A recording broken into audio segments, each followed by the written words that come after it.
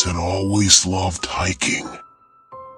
The thrill of exploring the unknown, the serenity of nature, and the sense of accomplishment when reaching a summit were unmatched. This summer, he decided to tackle the remote trails of the Santa Lucia Mountains in California, an area known for its breathtaking views and mysterious legends. Armed with his backpack, a map, and a sense of adventure, James set out early in the morning. The sky was clear, the air crisp, and the forest seemed inviting. As he ascended the winding paths, he marveled at the beauty around him, towering trees, vibrant wildflowers, and the distant sound of a rushing stream. It was perfect. By midday, James reached a secluded clearing and decided to take a break. He pulled out his lunch and sat on a fallen log, enjoying the tranquility. As he ate, he felt an odd sensation, as if he were being watched. He scanned the surroundings but saw nothing unusual. Shaking off the feeling, he resumed his hike.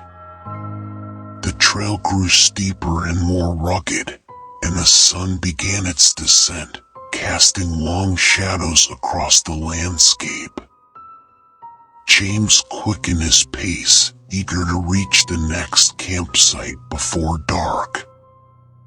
Suddenly, he felt that eerie sensation again, stronger this time. He turned and caught a glimpse of a dark figure standing atop a distant ridge, motionless and observing.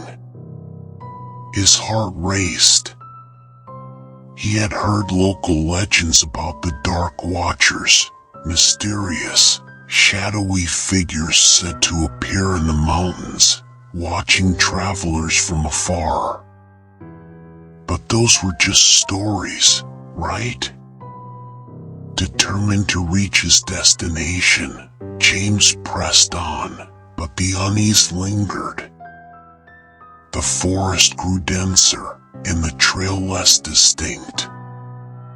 Every now and then, he would see a shadowy figure in his peripheral vision, always watching, never approaching. The air grew colder, and an unsettling silence fell over the woods. As twilight descended, James found himself in a dark, narrow canyon.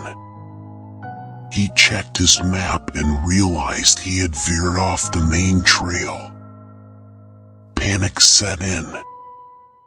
The figures were closer now, surrounding him, their eyes glowing faintly in the dim light.